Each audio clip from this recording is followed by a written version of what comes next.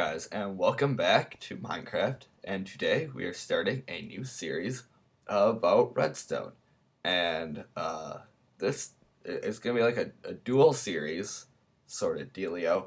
And this one will involve simple things of Redstone. The other one will be more complex machinery. So today we're starting off with some Redstone basics. Um, Redstone is a substance that you find in Minecraft that you use to automate things. And so we'll start real basic with this. This is a redstone block, uh, which gives out a redstone signal on its own. You can also use a redstone torch to do this. It gives out a redstone signal that goes for 15 blocks. And so that would be out to here. And as you can see, sort of like here, you can sort of see the particle effects, but here you cannot. That's because this is not powered and this is. Now, if you want to extend the redstone signal another 15 blocks, you just take a redstone repeater and place it right onto a powered piece of redstone, and it'll extend it another 15 blocks, as you can see here. Now, this isn't the only thing that gives out redstone signal.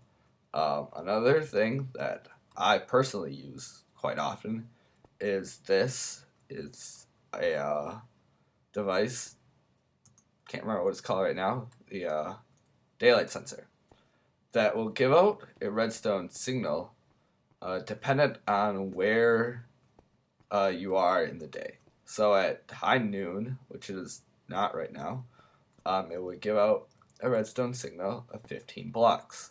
But here, since it is not high noon, it does not go up 15 blocks. As you can see here, this is the 15 block mark from a redstone block, and it is not there.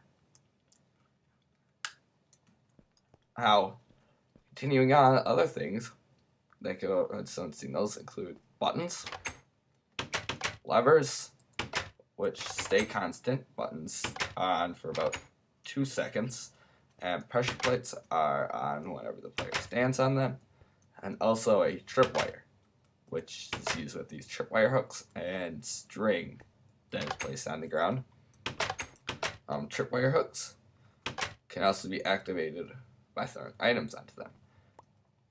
Now, getting a tidbit more complex, another simple redstone thing is a clock, which you can get started with just a couple repeaters like this, and it'll alternate the signal back and forth. And as you can see, this redstone lamp is blinking on and off. Now, if you want a faster redstone clock, this little guy right here that I also use quite often will blink on and off once every tick. So as you can see, it is actually blinking on and off so fast that this lamp doesn't actually have time to turn off before the redstone tells it to turn on again. Now, this is using this device called a comparator, which compares redstone signals and whatnot. It's really complicated to use, but the thing I use it for the most is detecting items within containers. I have 3 dispensers right here, each filled with a different item. And here, 1 stack of redstone. 1 stack of redstone will give out 2 redstone signal lengths, whatever you want to call them.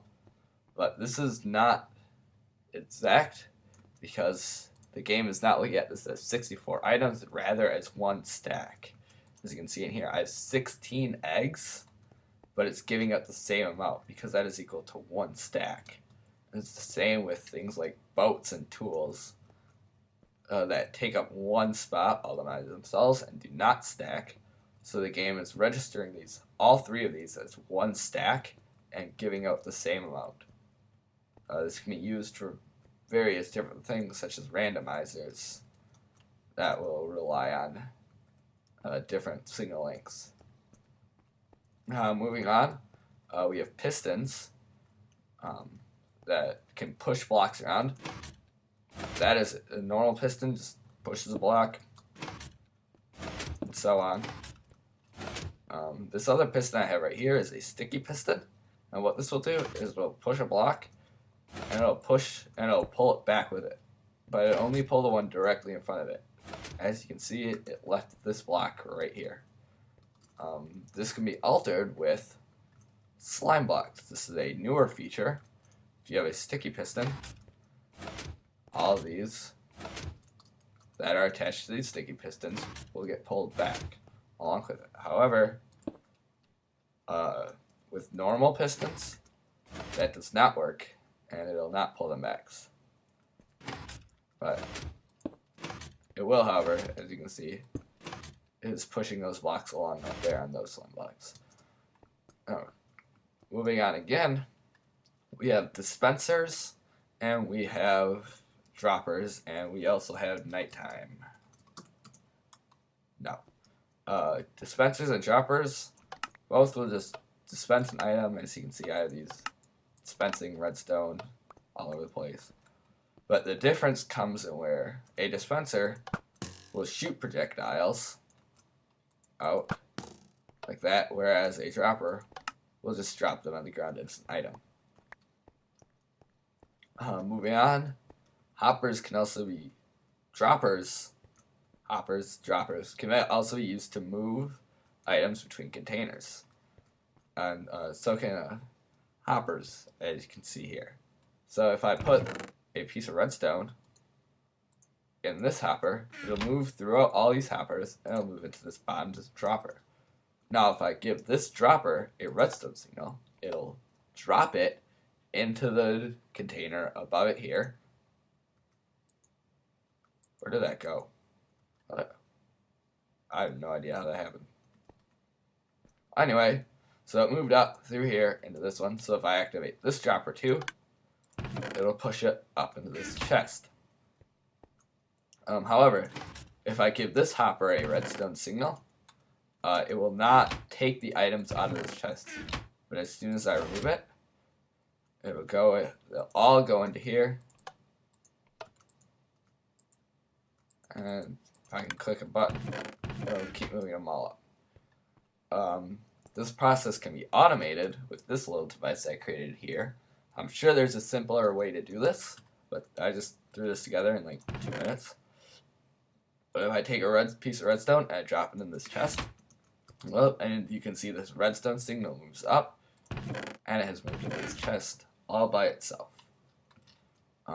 Other things that redstone is good for is it can place note blocks. When powered, can activate TNT, which will then explode and kill a zombie. It can also activate doors. Wooden doors and iron doors are two different things, because wooden doors you can open with your hand. Sure, most of you know that, but iron doors you cannot. They can still both be powered with redstone. The same goes for trap doors and fence gates, and even redstone torches can be powered. As you can see, this lamp here is being powered by this redstone torch. But if I give the block that this torch is on power from this redstone block, it'll turn it off, and thus turning the lamp off. This is known as a redstone repeater. Inverter. That is not a repeater. That's a repeater. Another thing I actually forgot to cover that I just remembered about is repeaters can actually be used to delay a signal. So I'm just going to have 2 signals here. They're going to run along next to each other. Grab a couple lamps. And as soon as I power these, it's not much of a significant difference.